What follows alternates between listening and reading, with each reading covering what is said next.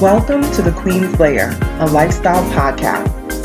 Get inspired by our latest tips and information about small business, entrepreneurship, natural hair, travel, food, and even relationships. Stay tuned for another great episode. I am your host, Renee Patrice.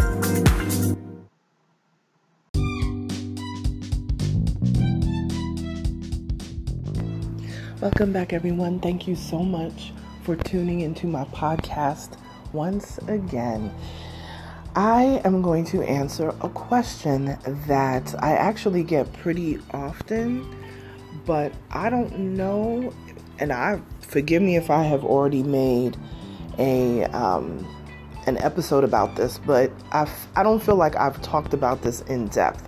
So I wanted to bring the facts, because I'm a person that brings the facts. So I want to bring the facts to you guys on this, because if I tell you how many times I have gotten into, I'm not going to say arguments, it's not even arguments, but just debates about this.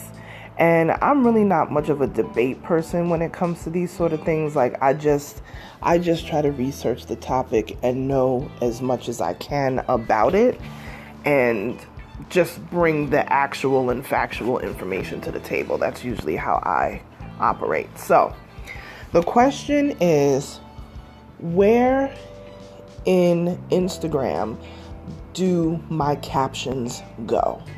And that's literally the question that I got. So to the person that sent this question in, I appreciate y'all, because like I said, this is one thing that we can debate and go back and forth on. And let me just say this. I think one of the reasons why it has been a debate is because Instagram at one point, I would say maybe 3 years ago is when they really became very transparent. If you guys follow some of the heads of Instagram on social media, there is a guy, what is his name now? It's Adam, I think it's Adam Mosseri,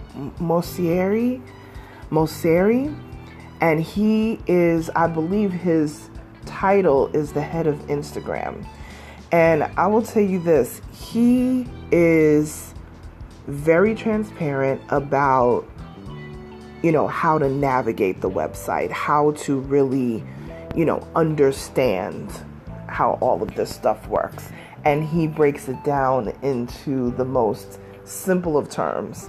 So if you can follow Adam Mosseri. I think the last name is Mosseri. So it's at Mosseri. That is an excellent account to follow if you are not overly technical and you just need to know what's coming up next. Another one also to follow is Instagram creators.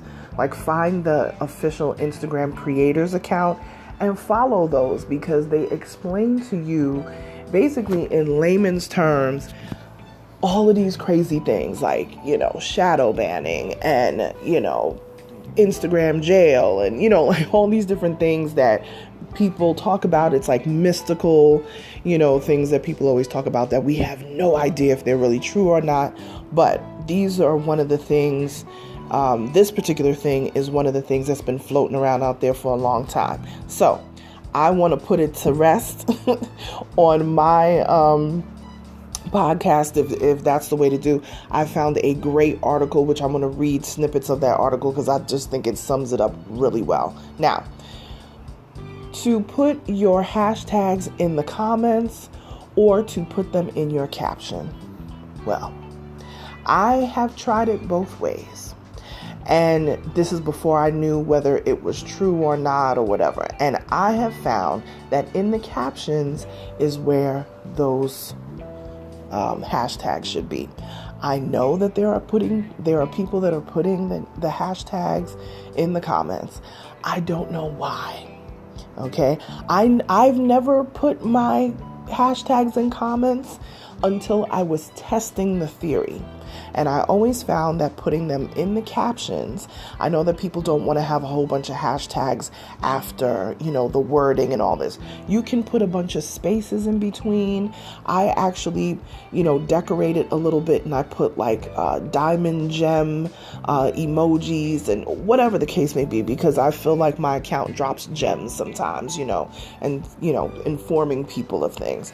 So I put them in the captions, and I know that the captions work, because as soon as you post your particular thing to your feed, it automatically gets uploaded to your feed with the hashtags. So if you post something out into the metaverse or whatever they're saying these days, and then you have to wait a minute or two until the thing posts, then you got to go into the captions. You have separated your wording in the caption from your hashtags and the actual picture of the post itself. So I don't know where people are getting this from. I'm not understanding where they're getting it from, but this is the end all be all conversation on this, because I don't understand why people have felt this. But anyway, Business Insider did a really good article on this, so I'm just going to read some stuff from there, and then we can move along. All right. Instagram creators. All right. That account is where I told you guys before, it shares tips on how to grow your audience.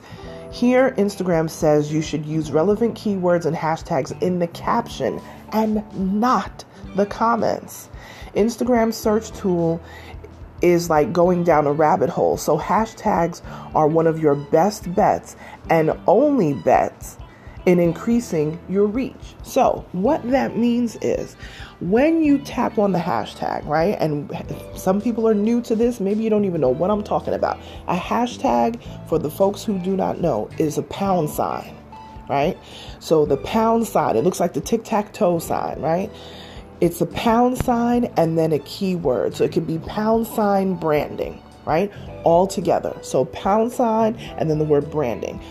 What that does is it hyperlinks, right?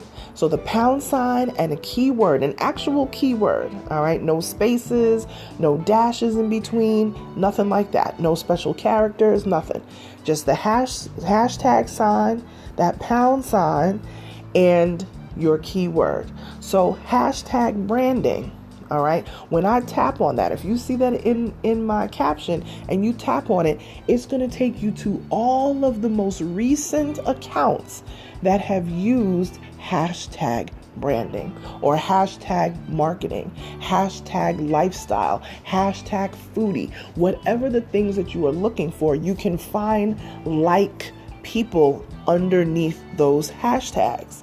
Now, here's another thing that Instagram added maybe a year or two ago, where you can actually follow hashtags. So I don't follow everybody in a certain industry, but I will follow keywords, right? So you can follow the keyword branding, hashtag branding. You can follow hashtag marketing, or even to be more niche it down even more and say hashtag branding 101. Right?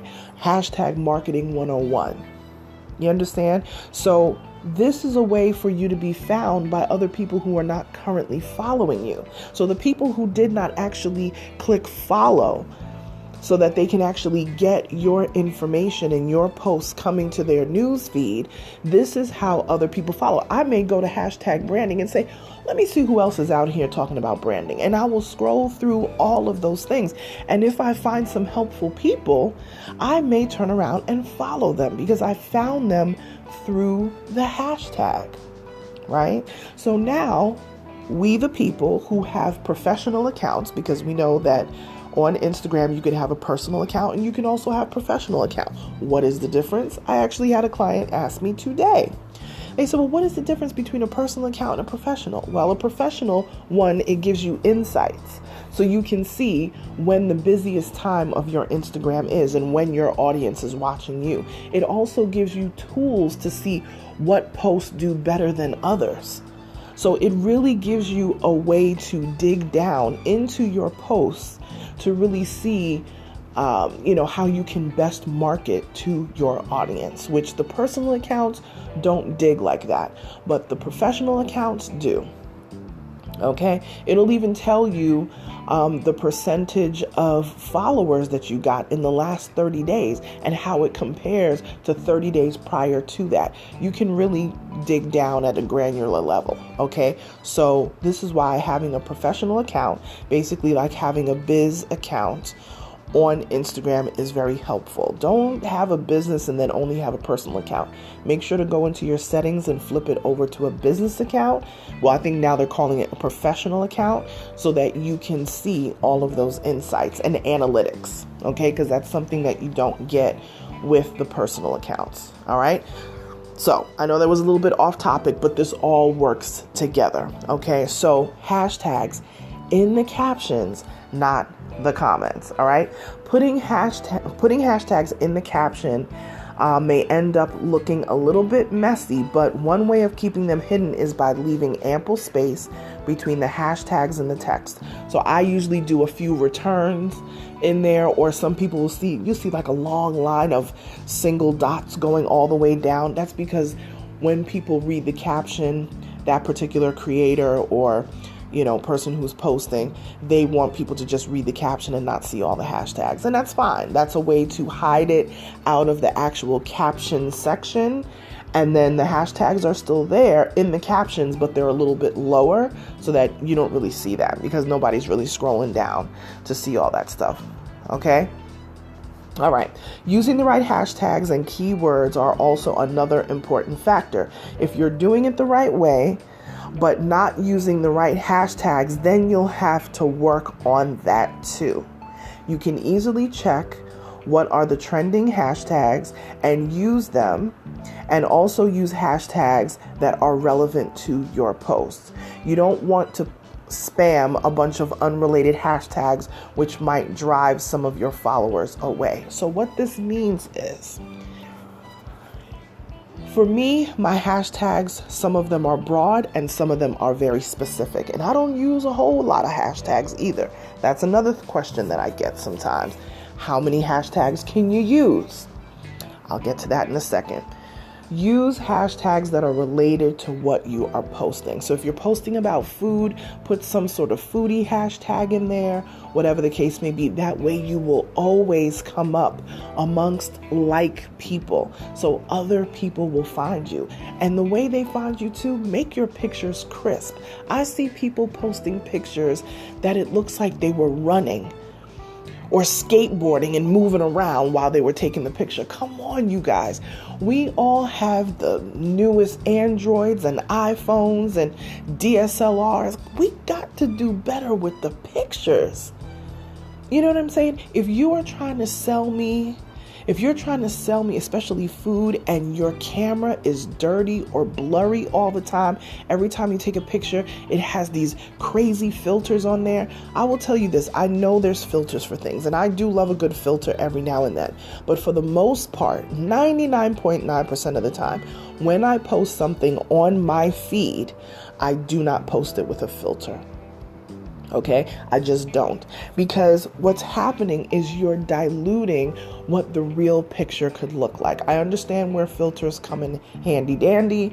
I know when people go live, they like to put certain filters on and this, that. I get it. I understand it. Filters can be fun. Filters can, clear up the skin and all these sort of things, but we don't want to look like how we don't look. You know what I'm saying? I don't want to meet you in person and it's like, okay. You look totally different than what you were trying to sell. And I know there's a lot of Insta models and all these sort of people up here with all these, pixie fox face, whatever that filter is that everybody's using now. It's snatching your nose, looking like, you like you had plastic surgery or something. Listen, stop doing all that. Just be you. Just be you. Sparkles are different than having a filter that's snatching your face in every single time, you're on. So yes, I know we can have fun with filters. I'm not saying not to have fun with them every now and then. But if you're using filters to the point that people don't even know what you really look like, that is a problem. Okay? So let's be good with that. All right. So keep your hashtags relevant to what it is that you are posting, and you will see less spam, to be honest. You'll get much less spam. Sometimes when you put certain hashtags with things like love or, something very generic like that, and we know that hashtag is coming around, it's going to be well overused because we're coming up to Valentine's Day. So yes, I'm not saying that you should not use it, but on your everyday stuff, you don't put love. You don't put the word like. You don't put the word follow back. Things like that, because it is going to cause so much spam on your account. And I know people want to fall underneath all these different categories. It's actually better to be a little bit more niche for what it is that you're doing on Instagram. And this goes for Facebook too, because hashtags do work on both. But please, please, please, please, don't overdo it with the hashtags. Now, to get to the number of hashtags, yes, you can do up to 30 hashtags. And if you can find 30 amazing hashtags, Godspeed. I try my best not to do more than maybe 9 or 10 hashtags. It's very rare for me to go over that amount. And I try to make 3 of the hashtags or so kind of broad, another 3 or 4 that are a little bit more niche, and then I have 2 or 3 after that are very, very specific with a small group of people who'll be looking at that, right? So a little bit broad, a little bit in between. And when I say broad, I mean like, do they have 500,000 followers? Do they have 1 million, posts in there, with the hashtag? So broad hashtags, a few of those, a few middle of the road hashtags that don't have millions and millions of posts under it, and then one that is very niche, maybe 10,000 or less posts that are associated with that hashtag. If you follow those tips, you will do well. So what are we going to do now, you guys? We're going to take those hashtags out the comments, and we're going to put them in the caption, but we're going to put them in the caption lovingly. We're going to put them in the caption with a few dots afterwards, so that if you don't want people to see the hashtags, this is what we're going to do. We're going to start cleaning up for 2022. All right, that's all I got for you guys today. Thank you so much to the person who sent me this question. I really appreciate it. So now we have addressed it, and you can't say you don't know. Anyway, all right, you guys, gotta go. Find me on Instagram at Onyx Queen Media. That's my most active social media. And if you want to email me, feel free. hello@onyxqueenmedia.com. Bye, you guys.